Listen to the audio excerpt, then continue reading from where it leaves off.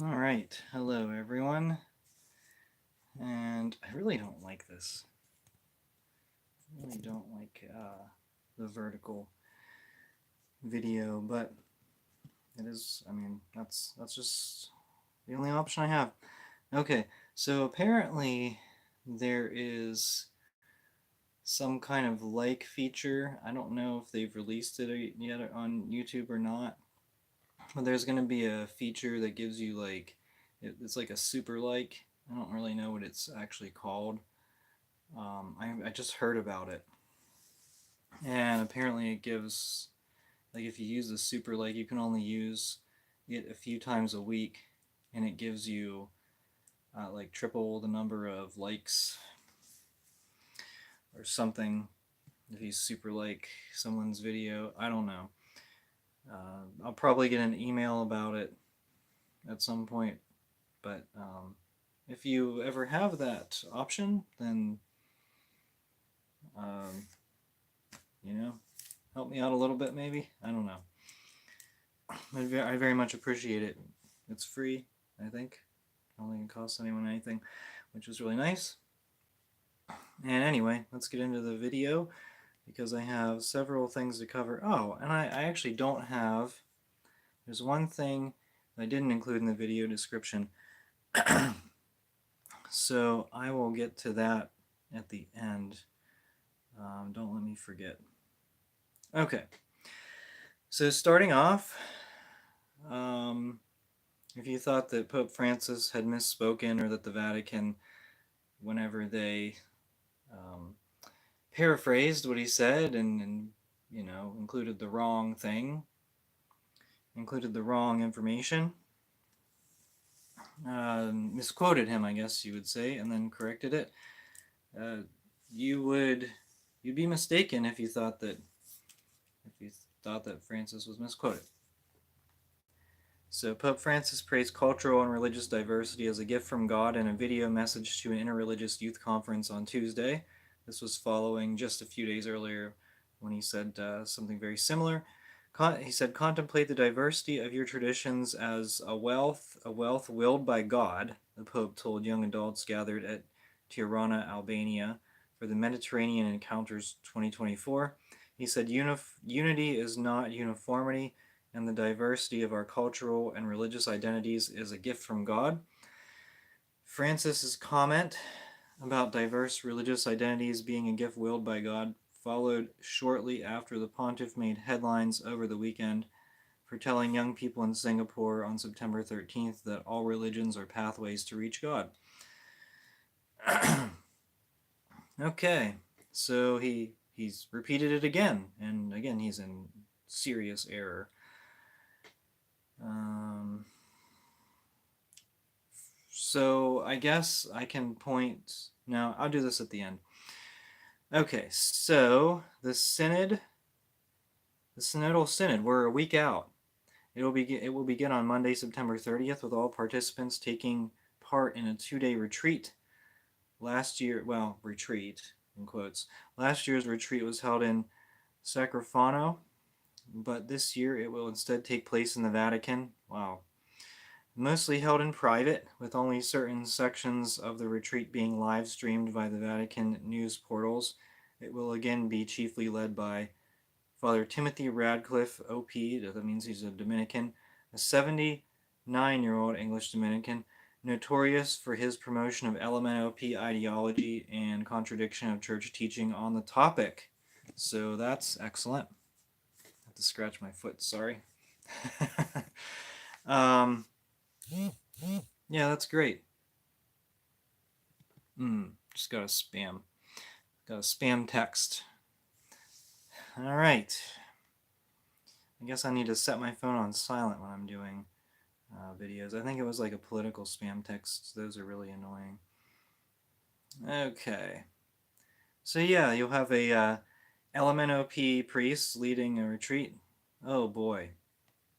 Wow.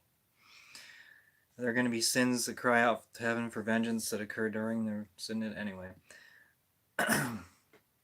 Okay, 4 years after declaring bankruptcy, the Diocese of Buffalo, New York, announced this month that it is closing nearly 80 churches and worship sites as part of a broader restructuring plan called Road to Renewal. In a statement issued September 10th, okay, I think that might be misleading. You have to kind of read the details sometimes when it comes from LifeSite. I apologize because I read a lot of their videos, but anyway, in a statement issued September 10th, Bishop Michael Fisher blamed a lack of attendance, a drop in vocations, and the growth of secularism and past abuse, priestly abuse, for the decision, which some faithful say blindsided them. The move will result in the current 160 parishes and 36 secondary worship sites being reduced to 79 parishes and 39 secondary worship sites. So 160 and 36 to 79 and 39, so roughly half the parishes. 13 churches will also be put on a watch list, as the plan will be implemented over the next 9 months. So this isn't closing 80 churches. This is just merging them. And then 13 are on the preliminary list to be closed. So it's sort of a misleading article, I guess. But they always, merging churches isn't good either. Merging parishes isn't good. But it's the road to renewal. So rest assured, you can be enthusiastic about your parish being merged. Anyway. Okay, so now we're getting into the James Martin stuff. So activist James Martin, SJ, published a propaganda article on his website Outreach on September 18th for Francis' upcoming synod. He claims to be reflecting on what he learned at the synod from October 2023. His main points is that at that time in October, many synod delegates were opposing LMNOP sins. Martin allegedly heard strong language against LMNOP sins. The terms disgusting, repulsive, unnatural, and sick were regularly used in conversations. Some delegates said that LMNOP people either do not exist or merely agree with an ideology which makes them LMNOP. An African archbishop told Martin, "The reason that people are LMNOP in my country is that Americans pay them to become LMNOP." That's really based. And let me see if there's a little bit more information here. Okay, during the synod, the call to open the discussion on polygamy raised by several African delegates was allegedly more warmly received than the question about LMNOPs. Martin asked an African bishop who supported accepting polygamous relationships accepting polygamous relationships, why we couldn't use the same argument for LMNOPs. The African bishop said because one is natural and the other one isn't. But polygamy is a hot topic, which is still pretty absurd. Okay, but keep this in mind because he specified African archbishop, and I'm not going to scroll through a list of synod delegates, but I would imagine I can narrow the list down quite a bit. Now remember this. Remember, it's going to come up here just in a minute or two. Okay, so that's leading to the new synod guidelines. So secrecy will be imposed to the synod again.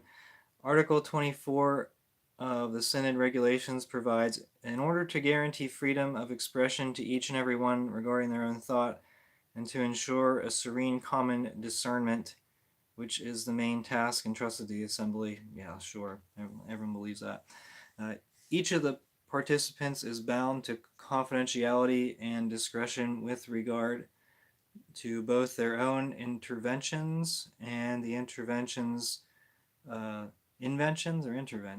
other participants which delivered whether delivered in the general congregations or the working groups. So basically, any discussion is confidential. This obligation remains in force even after the Synod Assembly has ended. All participants are forbidden from recording, filming, and or disseminating inventions given either during the general congregations or in the working groups. The regulations, okay, so these regulations will make it difficult, if not impossible, for a Synod participant to supplement, correct, or refute the Vatican communication team's narrative about the Synod, even if the participant believes that the communications team has distorted his or her own words. So someone like Cardinal Mueller will say, no, we overwhelmingly supported, or we overwhelmingly oppose LMNOP activity if the Vatican implements like LMNOP stuff. Or he could say, no, we overwhelmingly opposed ordination of women, even if the Vatican attempts to promote ordination of women. So you can see how this could be a problem. But this is this current point. So I do want to direct you back to October of 23. So this is what's coming up here in a week. This confidentiality. But I want to read you an October 6th of 2023. I found a Catholic News Agency article, and it said the roughly 450 people in the room during the Synod on Synodality Assembly are bound to confidentiality and discretion regarding what is said in the Synod discussions. Unlike at past Synod bishops' meetings where the pontifical secret only applied to sharing what was said by others in the Synod hall, the Synod on Synodality's official regulations no longer allow Synod delegates to share their personal interventions with the public. So this actually might be the same thing, the same policy that is in place. It would be the same policy in place from last year. The rules published, well, the week of October 26, 2023, so roughly about a year ago. The rules published that week, on the first day of the 16th Ordinary Assembly of the Synod of Bishops, stipulate that all Synod delegates are bound to confidentiality and discretion regarding both their own interventions and the interventions of other participants, a duty that it says will continue to remain in force after the Synod Assembly has ended. So that means they can't share information after the fact. And that's exactly what Slim Jim just did. He shared this information about the Synod participants, about the African bishops, certain African bishops, and African archbishop. He shared this information. He's breaching confidentiality. So the rules don't apply to everyone. It's like what is it? The rules what's it called? I don't know. But the rules don't apply to everyone. Slim Jim gets an exception. He can say whatever he wants. And he breached the Synod rules before this upcoming Synod. So what does that say? Yeah, great. Now, speaking of Slim Jim, so Bishop Strickland tweeted, once again, the Synod looms as a planned attack on the basic teachings of our beautiful Catholic faith. Let us stand strong in the light of Christ and say no. Pope Francis personally invites pro-LMNOP Father James Martin Cardinal Subich to the October Synod. And James Martin, he's just a snake. He played the victim. He said the Synod isn't perfect and you could critique it for many things, but it is not a planned attack on the basic teachings of our faith. No one is disputing anything in the creed, etc., etc. Plus, it can't legislate anything. Sorry, but the bishop's tweet is bonkers. So he's trying to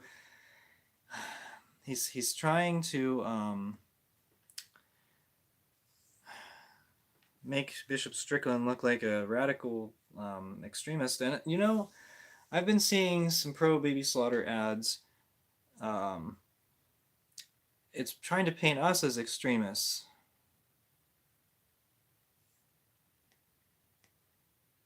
Okay.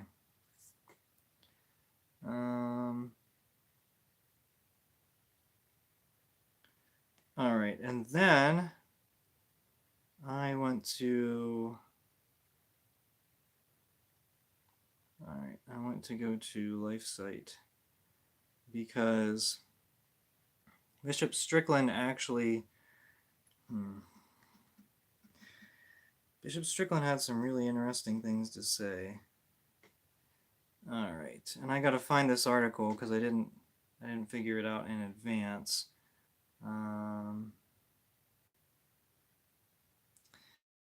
Okay, so I see a comment here.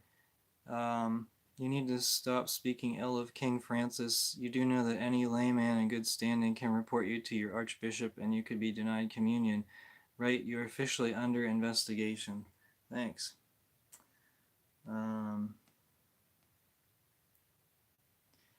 Great. Investigation under the Francis Church. All right. Oh, here it is. Is this it? Let's see. I thought it might have been Friday.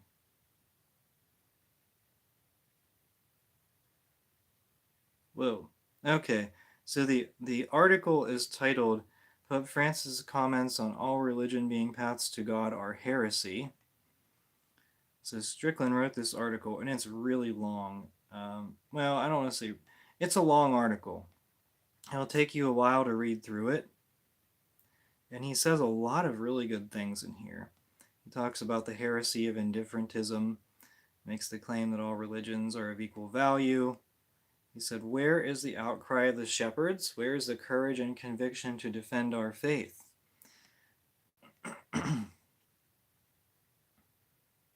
Then he talks about the history of the Jesuits and how they're now betraying the Catholic faith. Oh, and he mentions the third secret of Fatima. Isn't that interesting? And okay, the third secret of Fatima was to be released. Ooh. Okay, so let me read you this clip. This is very intriguing, and I think you'll like it.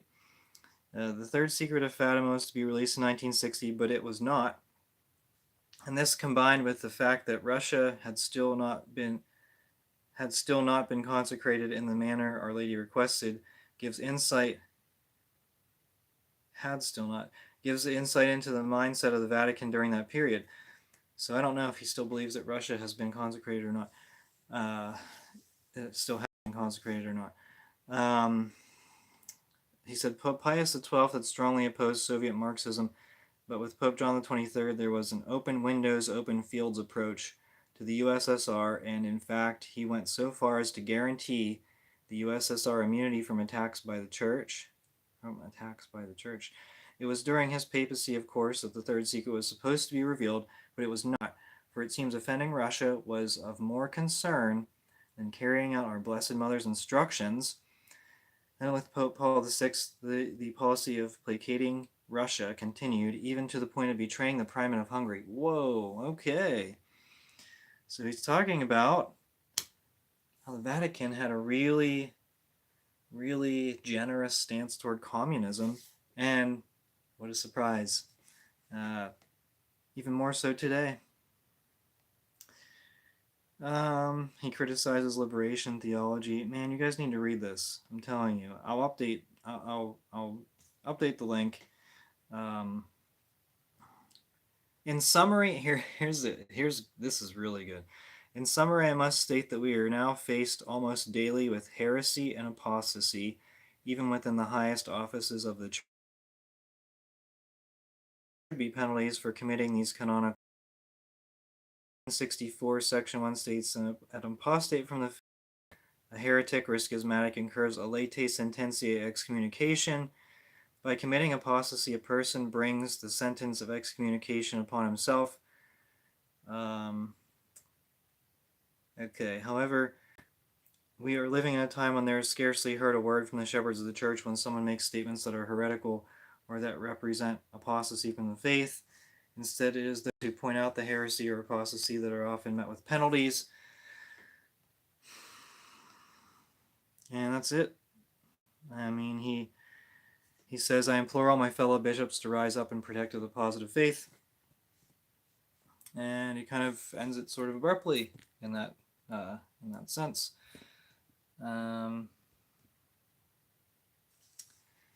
Okay. You are officially under investigation. All right.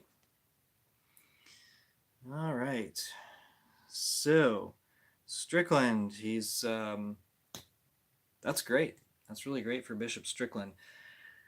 I hope that other bishops are paying attention, but unfortunately I don't suspect they are.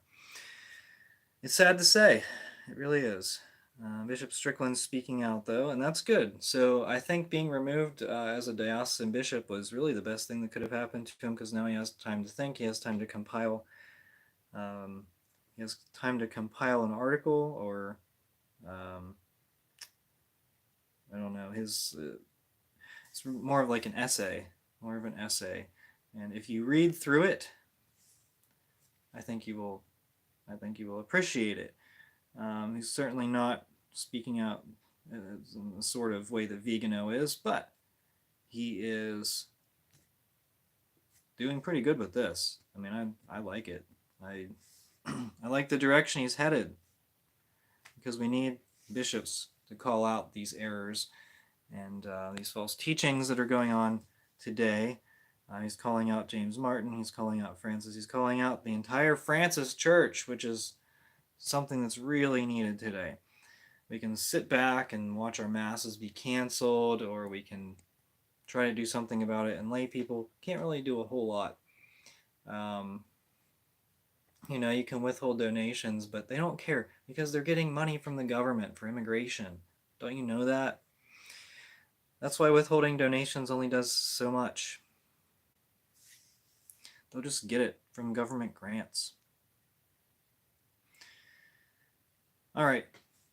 Well, I think that's all I have today. So until next time, this has been EVTN News. Thank you so much for watching. We are the laity, and we will not be silent.